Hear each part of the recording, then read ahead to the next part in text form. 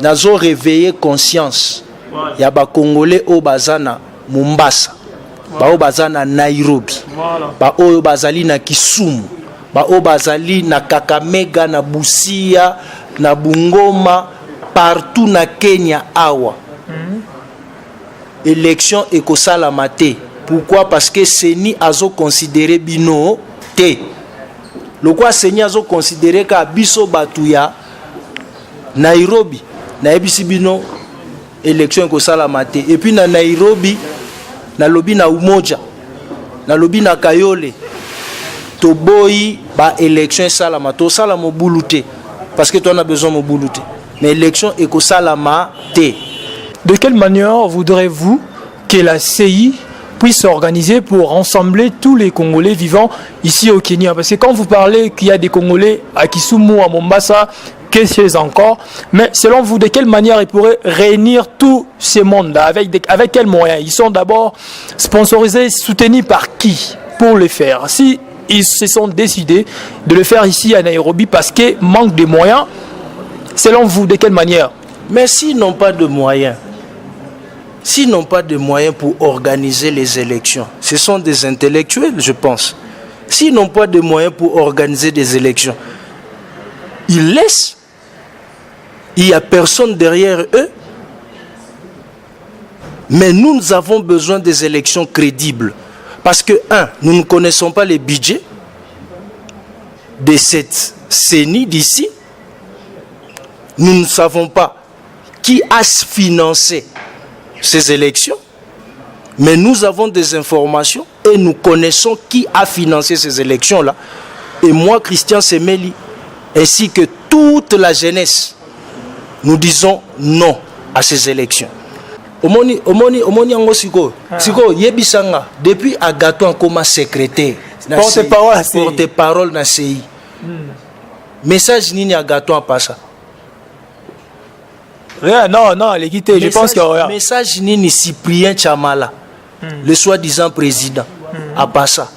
Message nini Eric, le soi-disant secrétaire général, a passé. A passé.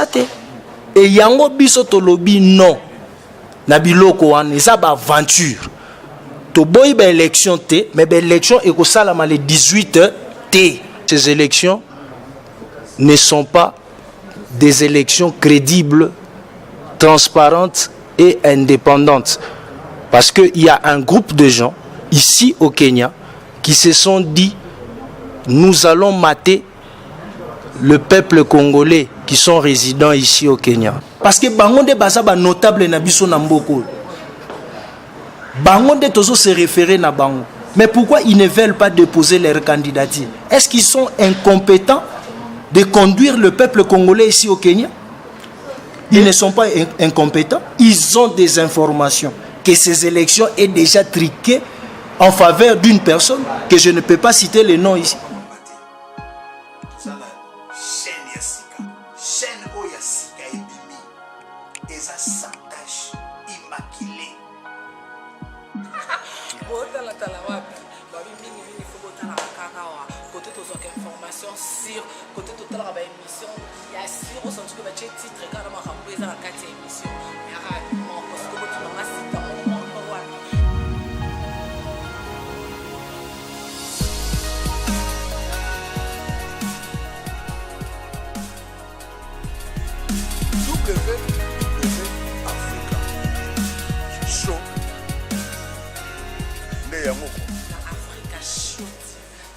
Mama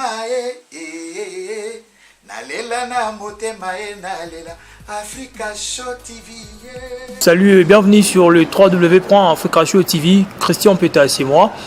Aujourd'hui, nous avons l'honneur de recevoir pour vous monsieur Christian Semeli et je tiens qu'il puisse se présenter lui-même, à qui je dis salut.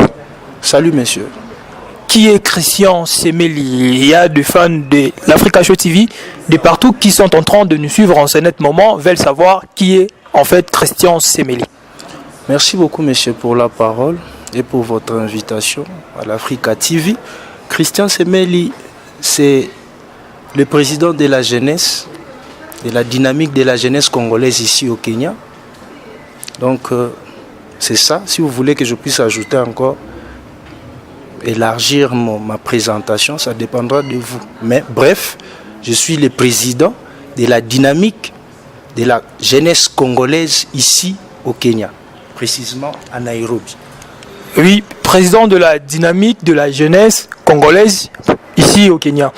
C'est quoi en fait cette surtout en structure, voulais-je dire? Ça parle de quoi en fait? En fait, notre entité, c'est une entité qui regroupe la jeunesse. Quand on parle de la jeunesse, en fait, ce n'est pas une tranche d'âge, mais là, on parle d'un état d'esprit. C'est lui qui se sent jeune parce qu'au sein de cette dynamique, nous avons de papa, nous avons de maman, nous avons de jeunes gens et de jeunes filles. Et maintenant, celui qui se sent jeune, il est ou elle est la bienvenue de venir dans cette dynamique. C'est quoi en fait l'objectif de cette dynamique? Notre objectif primordial, on a plusieurs objectifs, mais notre objectif principal, c'est de réveiller, de conscientiser la diaspora congolaise ici au Kenya, en général. Ça fait combien de temps que ça existait déjà? Cette dynamique, ça existe depuis. Ça fait bien de temps que cette dynamique existe. Et en fait, c'est ça. Christian Semeli, vous êtes congolais, vivant aussi au Kenya. Je pense que vous savez que la diaspora congolaise est en processus électoral. Étant qu'un jeune congolais, quelles sont vos ambitions par rapport à ça? Oui, je suis au courant de ce processus électoral. Étant jeune congolais et puis étant patriote, celui qui aime son pays, celui qui aime son peuple, je ne peux pas laisser mon peuple dans l'ignorance par rapport à ces élections. Pourquoi? Parce que ces élections ne sont pas des élections crédibles, transparentes et indépendantes. Parce qu'il y a un groupe de gens ici au Kenya qui se sont dit: nous allons mater le peuple congolais qui sont résidents ici au Kenya. Et nous, la jeunesse de la dynamique, nous avons dit non à cette idée-là. Pourquoi? Parce que ces élections est une élection anormale. Anormale par rapport à quoi? Parce que les élections ne peuvent pas se passer seulement ici à Nairobi. Les élections doivent se passer sur toute l'étendue du Kenya, dans toutes les grandes villes du Kenya, c'est-à-dire Nairobi, Mombasa, Kisumu, Nakuru, Kiambu, et que toutes ces villes-là puissent se retrouver, parce qu'il y a des Congolais aussi là-bas. Maintenant, les élections on veut seulement que les élections puissent se concentrer ici, à Nairobi. Là, nous avons dit non, parce que la date prévue pour ces élections a été c'est pour le 18 de ce mois. Et nous disons non. Nous ne sommes pas contre les élections, nous sommes pour les élections. Mais on doit que ces élections doivent passer normalement. C'est pour cela que nous avons dit tantôt que ces élections, ce sont des élections anormaux. Voilà. De quelle manière voudrez-vous que la CI puisse s'organiser pour rassembler tous les Congolais vivant ici au Kenya? Parce que quand vous parlez qu'il y a des Congolais à Kisumu, à Mombasa, qu'est-ce qu'ils encore? Mais selon vous, de quelle manière ils pourraient réunir tout ce monde-là? Avec quels moyens? Ils sont d'abord sponsorisés, soutenus par qui pour le faire? Si ils se sont décidés de le faire ici à Nairobi parce qu'il manque de moyens, selon vous, de quelle manière? Mais s'ils n'ont pas de moyens, pour organiser les élections, ce sont des intellectuels, je pense. S'ils n'ont pas de moyens pour organiser des élections, ils laissent. Il n'y a personne derrière eux. Mais nous avons besoin des élections crédibles. Parce que, nous ne connaissons pas les budgets de cette CENI d'ici. Nous ne savons pas qui a financé ces élections. Mais nous avons des informations et nous connaissons qui a financé ces élections-là. Et moi, Christian Semeli, ainsi que toute la jeunesse, nous disons non à ces élections.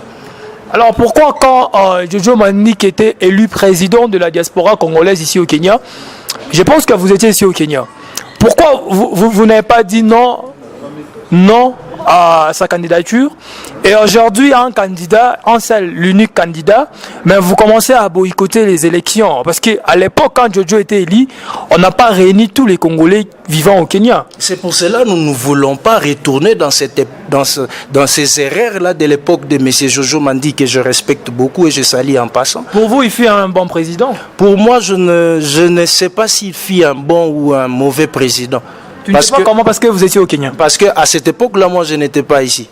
Je ne sais pas. Et donc, ce sont ceux-là qui ont été ici, qui doivent nous faire un compte rendu par rapport à son gouvernement. Mais moi, je sais que c'est un bon monsieur, mais je ne connais pas comment son gouvernement a travaillé à son époque. Maintenant, nous ne voulons pas que ces erreurs-là puissent retourner. Vous parlez de M. Jojo Mandiki. Moi, je le respecte. Mais qu'est-ce que Jojo Mandiki a fait? Jojo Mandiki a laissé une base. Mais nous ne voulons pas retourner seulement par rapport à ce que Jojo Mandiki a fait. Jojo Mandiki a créé une fondation. Et maintenant, nous devons élever les murs. Maintenant, les briques ne sont pas élevées. Nous sommes toujours là en train de tournoyer, de faire des surplaces. Non, nous voulons avancer. Et pour avancer, nous devons bien faire les choses. Nous devons bien organiser ces élections. Comme je l'ai dit, je ne suis pas contre ces élections. Mais nous voulons que ces élections puissent se faire d'une manière crédible. Et il n'y aura pas des élections le 18. Pourquoi? Parce que, nous ne connaissons pas quand est-ce que l'enrôlement sera fait. Nous ne connaissons pas quand est-ce qu'il y aura comment je peux dire mobilisation pour que le peuple congolais soit au courant. J'étais à Mombasa, ceux de Mombasa ne sont pas au courant qu'il y aura des élections. Ceux de Kiambu, nos voisins ici, ils ne sont pas au courant. Et c'est ce que nous voulons. Oui, très cher téléspectateur de l'Africa Show TV, c'est le monsieur Christian Semeli. Il a dû à se présenter lui-même. Je continue l'émission avec lui. Christian Semeli, Bino Bozalarabo. Et quand vous commencez à dire, quand vous commencez à désister par rapport à ce qui sont en train de se passer, c'est que au bétail lor normo bopé meni, moi dynamique na yo mabor na yo lobby yo poko ma président, no remotele me la pe batwala ba vewana, car bino moro lobby ba obenga na CI, yo wana okomi secrétaire, soki porte-parole na costume to okuto na bureau par rapport à tout ça. En tout cas, moi je ne suis pas là pour n'avoir poste. Je ne suis pas là pour ceux qui ont besoin de poste, pour travailler dans CENI. Parce que CENI, on a d'abord. Et ça, CENI, Moko Boé, et ça, ridiculisé. La CENI a été ridiculisée le 30 septembre. Le 30 septembre, tu as dans un hôtel, au Babengi, Sacred Hotel. Pembeni ya Serena A. Tokomi wana dans l'Assemblée générale. Et nous, moi personnellement, j'ai posé des questions à Seni. Yakoyeba, Seni. Azui budget, wapi? Parce que nous sommes intellectuels, nous sommes des politiciens aussi, nous avons des informations. Et pour ton information, Seni Azana budget mon côté. Et puis avant, donc nous avons besoin de poste été. Ce qui dynamique est créé pour stimuler le peuple congolais dans le bon sens, c'est-à-dire réveiller la conscience yaba congolais au baza awa dans le bon sens. Toye pour na ko bebisate, toye pour na bitumbate, toye pour na guerre. Yosop sanga par rapport à Seni. Seni Seiwana. Seiwana. Au Batoubaza wana. Babaki président za provisoire dans l'Assemblée générale. Tout le monde était là. Comité wana est provisoire. Mais comment se fait-il qu'il y ait baza provisoire jusqu'alors toyebina nuko tia ba président au bazali définitif te comité eza définitif te c'est anormal seni wana bozoloba sei o bozoloba wana nani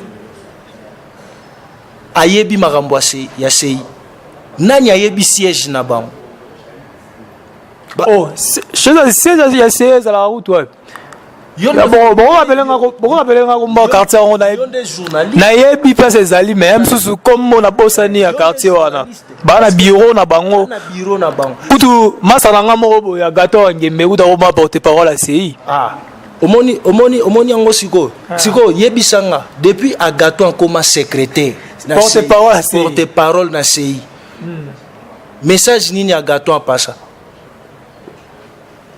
non, l'équité, je pense qu'il y a... Message nini Cyprien Chamala, le soi-disant président, à Passa. Message nini Eric, le soi-disant secrétaire général, à Passa. À Passa te. Et yango biso tolobi non. Na biloko wana, eza ba aventure. To boy ba élection te, mais ba élection eko salama le 18 te.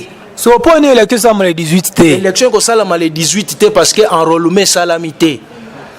Enrôlement salamité les 6 awa ezali fait ya dépôt ya candidature ya ba président il y a pas seulement ba président de président il y a qu'un poste à président ils ont un poste à vice-président si ko ba vice-président ba postuler te ils ont un poste il y a secrétaire général ba secrétaire général ba postuler te mais il faut se poser la question pourquoi ces gens n'ont pas postulé peut-être ce pas postuler te ça que non selon ma condition pour postuler comme président à diaspora congolaise, il faut déposer somme il y a $2,500. Ce n'est pas la seule, ce n'est pas la seule. Et ça moutounion sauté à la mbongo. Moutoum soit à initiative à comme président, soit vice-président, à ça mbongo. Dis-moi un peu. Président Ibrahim, $2,500 à Zangyan. Ah, ngama mwana bien ngote, on a singa ye moko aya abeta masolo na ya. Wanga. Azangi 2,500. Na ebité wala bango mobaya abeta masolo na bango na ebité. Azangi 2,500. Mais yo kende komona bato wana parce que bango de baza ba notable na biso na mboko. Bango de tozo se référer na bango. Mais pourquoi ils ne veulent pas déposer leur candidature? Est-ce qu'ils sont incompétents de conduire le peuple congolais ici au Kenya? Ils ne sont pas incompétents. Ils ont des informations que ces élections est déjà triquées en faveur d'une personne que je ne peux pas citer le nom ici. Voilà. Au départ déjà de l'émission, tu avais dit une chose. Oyebi batu oyo ba soutenir CI. Yo lo bagango. Oyebi bato ba soutenir CI, bato bana sima. Siko yo faut expliquer biso. Au moins dans la média, et ça bato bana pour ça baeba. Batongo ba soutenir CI banani. Yo kana ebisa yo papa. Tout ça ne se dit pas à la télé. Je suis juriste. Je peux pas tout dire ici à la télé. Pourquoi? Mais nazo c'est la réponse na bango. J'ai pas cité le nom de quelqu'un ici, Yagoloba que tel a Pessimbon na Seni, n'est-ce pas? Parce que les gens commencent à me traiter maintenant. Oh rebelle, oh non, alingacha désordre, non. Tolingi kato chabatu na ordre. Et ordre on ande tolingi. Et quand à moi, parce que toso yo kaba makambo ebele. Et na ba makambo ebele on a tolingi kaka te peuple congolais azala na kati obscurité. Voilà. Nous sommes là pour éclairer. Je suis une sentinelle pour ces peuples. Nasa a besoin de poste et à Moutouté. Si je veux postuler comme étant président, je vais postuler parce que c'est un droit pour tout Congolais. Et maintenant, par rapport au lobby, il y a des conditions. Il y a des conditions. Quand condition, il y a $2,500. $2,500, c'est quoi? Déjà, maman, on est beau, Mara. Écoute d'abord, $2,500, c'est rien. Oh, c'est un bongo. C'est un bongo. $2,500, ça va fond de démarrage, ça va commerce, ça va te bêler. Oui, pour n'avoir commerce. Tu vas commerce, ça va $100, après le moment après être. $2,500, c'est quoi donc? Mais pour moi, $2,500, c'est rien. Donc, je ne peux pas vendre ma vie pour $2,500. C'est pas une question de vendre sa vie, c'est une question. Il y a redéposé candidature comme un président à diaspora, sans un souci. Oui, que diaspora et que liboso. Un souci n'a pas diaspora et que liboso. Mais je peux pas poser ma candidature maintenant, parce que maintenant là, j'ai beaucoup de choses à faire. Et quand je vais poser la candidature, je vais poser la candidature quand il y aura de bonnes élections. Le quoi déjà na boycotté en haut. Le quoi nga déjà na boycotté en haut. Ils sont en train de me suivre. Et ils savent. Baso bangande baza. Le quoi nga déjà na boycotté en haut. Et puis bientôt là, boyoka ba membre à Seni Misu bazo démissionner. Ba démissionner pour boycotter. Oui. Parce que ba membre à Seni wana. Bamba saranga te ngaza ba master kuna te. Kasi oui ba démissionner pour yo kutu bango ba to Seni wana, ils ne sont pas crédibles. Ah, comment ça? Ils ne sont pas crédibles parce que ba yebi baza na soupu na munoko. Et ba check bango ba soupu na. Ya ndunda to ya matembele. Si connaît baza na crédibilité mon côté. O ba kokote maliboso peuple baloba. Parce que la majorité ba bazo ganga wana, ce sont ceux. Ndeba mema Jojo Mandi qui n'a pas erreur. Parce que c'était quelqu'un qui avait des idées pour que diaspora congolaise ezala respecter Namboko. Congolais a mouyibité, batiango na mitu na biso chaque Congolais quand il passe c'est un voleur. Congolais a mouyibité, Congolais a liso ginanité. Congolais a obino bokani sarate, mais Congolais c'est quelqu'un qu'on doit respecter. Et puis il faut tout respecter nos Congolais. D'accord. Voilà. Nous continuons toujours avec Christian Semeli. Christian, Siko, Batou, Baoki non, Jean-Paul a posé candidature comme étant président de la diaspora congolaise. Tant Baoki Jean-Paul, Babo, il va vivre sur tout le monde. Misu Bawanda Olo Bageno, Tipuana, Aza Congolais, Aza Rwandais, Boena Boé. Mais dans la qui est une mission à confrère Nangaï, Junior Kakonde, Jean-Paul Azoba, Nachiluba, Azoloba, à l'équipe d'interview, a petit projet d'avenir pour la diaspora. Ozomona, mobile Azarande Bongo, à l'équipe à lobby. Si ko Batumso Tangi Bakombo Bikeno Barozanga ba $2,500. Siko, yo ko ozanga $2,500 te na yebi. Siko, po nini batuana, bazoli ngakoya kolekate baloba. Boloba geno po ni biso toko kolekate. Po baza batu babenga ba président. Bala balisanga ba association consort je ne sais pas. Mais batuana siko bazo banga koloba po ani. Po Jean-Paul alegaka lobby a papi, ya lobby pena ebele fort. Bango siko bazo te po ani. Et puis, tango bimo mamba sei ba sérieux te bona boye. Crédible. C'est que ce dans mon Jean-Paul Nemoutou a manipulé Seyouana, mais quand Seyouana a télémé Jean-Paul, c'est que non, élection en novembre, pour candidat tout faut bakoka. Aux hommes, si au monde que non, elle a moins flou, moi l'homme, boïsa, que non, non, tu comprends. Yokana Bisayo, monsieur Christian, Noï Nangai, Yokana Bisayo. Au lobby par rapport à la nationalité. Voilà. Tout bandit non la nationalité. Par rapport à la nationalité, moi je suis juriste. Je ne discute pas par rapport à la nationalité.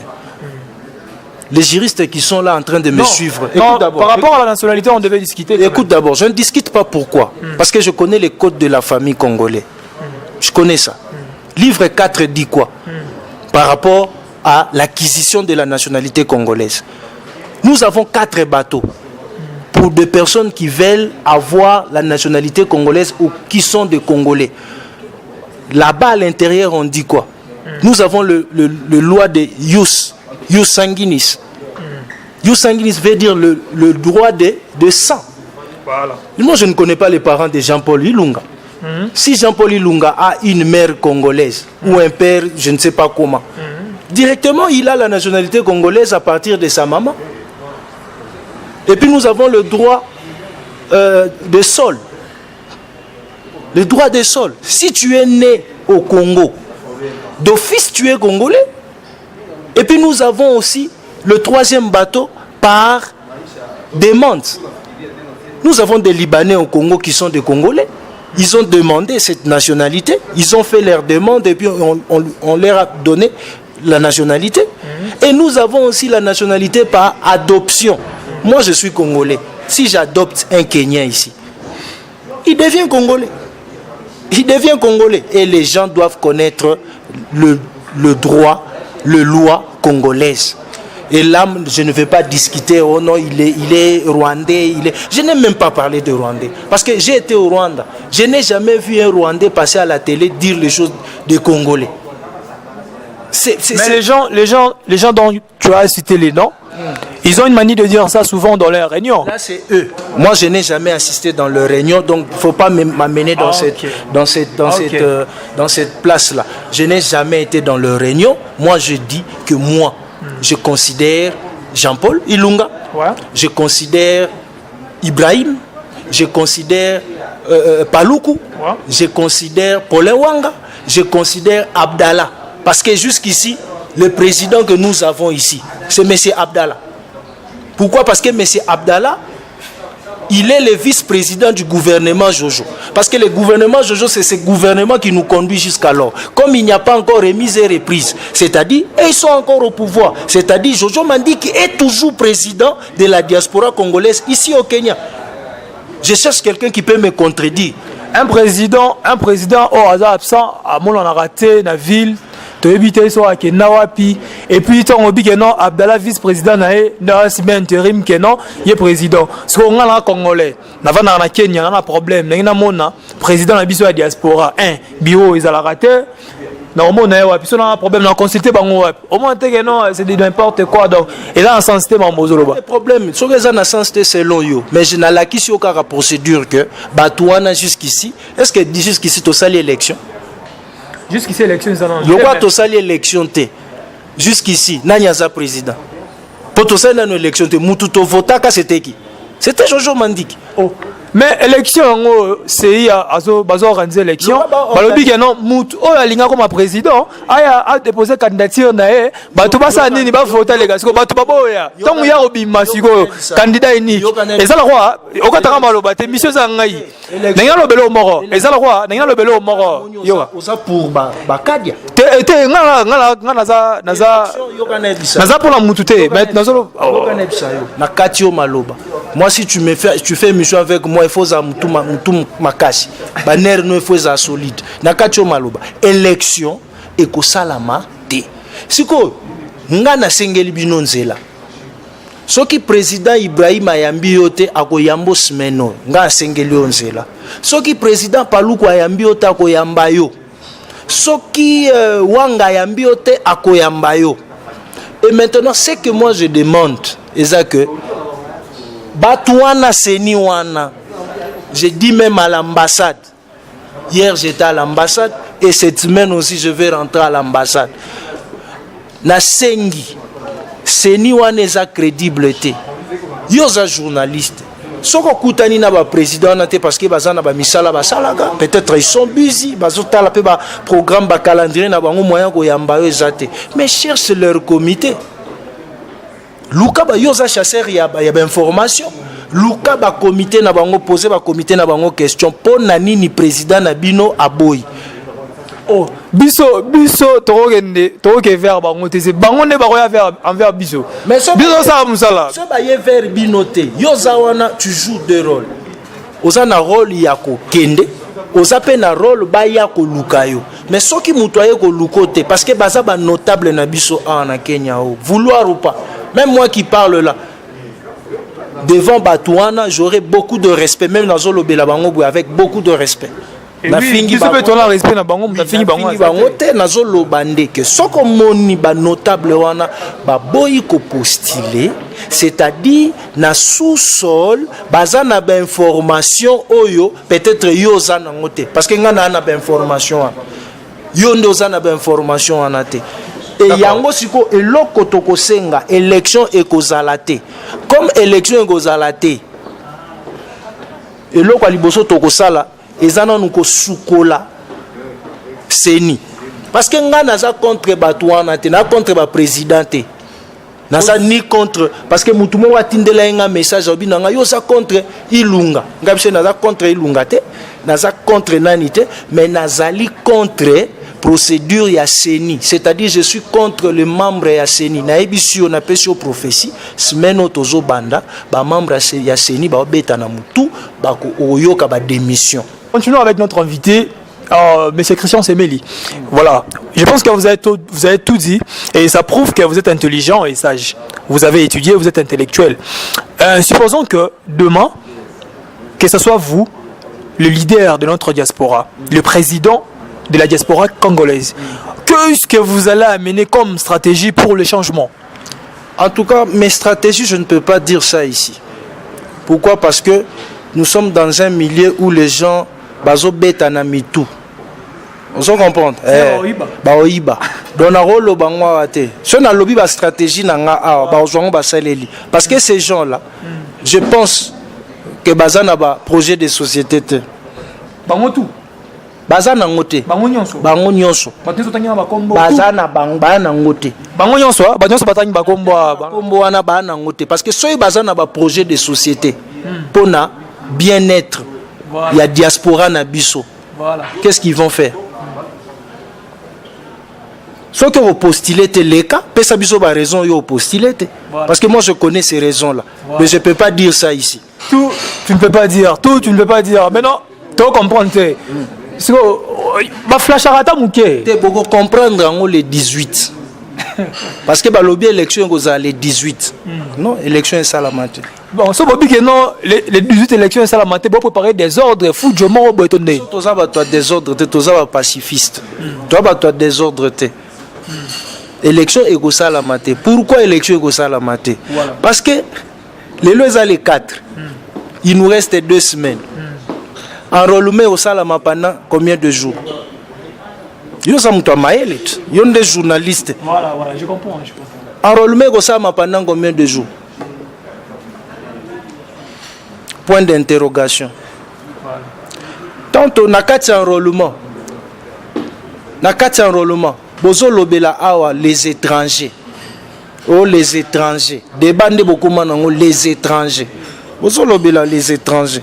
Mais pour que l'élection est à la bien, il faut faire quoi? L'identification. C'est ce qu'on appelle l'enrôlement.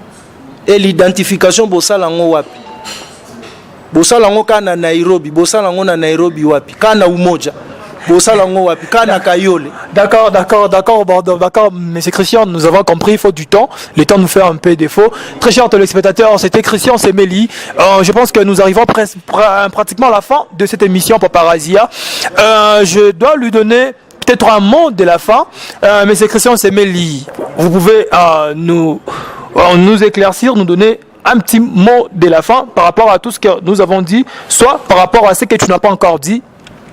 Ok, les mots de la fin, parce que Mikolo Nazana Bino, Batouba Lembanga na télé, donc les mots de la fin. Et là, on a roloba, nazo réveillé conscience. Il y a des Congolais au Bazana Mombasa, au Bazana Nairobi, au Bazali na Kisumu, au Bazali na Kakamega, na Busia, na Bungoma, partout na Kenya awa. Élection ekosalamate. Pourquoi? Parce que Seni azo considéré bino te. Le quoi Seni azo considéré ka biso batuya Nairobi. Naibisi bino élection ekosalamate. Et puis na Nairobi, na lobi na Umoja, na lobi na Kayole, toboyi ba élection salamate. To salamo bulute. Parce que toi on a besoin de bulute. Mais élection ekosalamate. Et puis à part ça, Tozo senga na Seni va déposer lettre et candidature na bango dans l'immédiat parce que ce sont eux qui amènent les désordres dans cette diaspora ici au Kenya. Va déposer démission na bango parce qu'ils sont incompétents. Papa Zwanga bien. Ils sont incompétents. Babanda Moussala depuis le 3 août, le 6 août. Mais depuis le 6 août, Babanda Moussala Bakoki ko organiser enrôlement T. Le lot commis en novembre et dans 2 semaines il y aura soi-disant les élections et Kozalate. Et puis ba ebisabala kisabiso même modèle. Il y a carte d'électeur. Ba condition pour muto voter. Toyebi angote.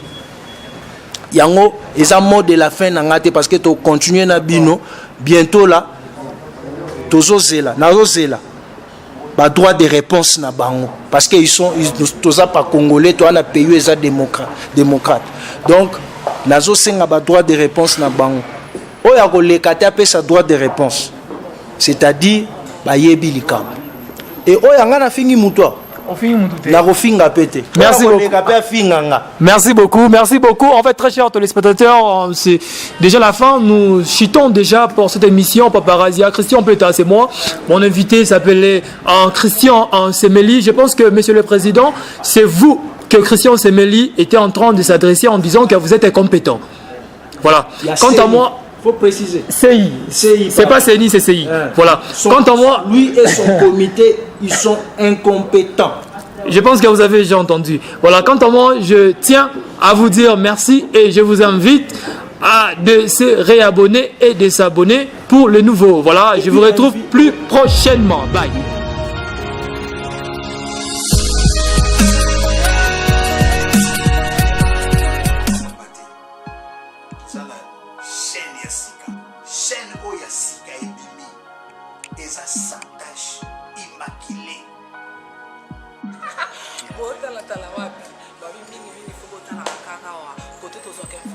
Sur côté total la émission, il y a sur au centre que tu titre quand on va rembourser la 4e émission. Il y a mon parce que tu vas citer mon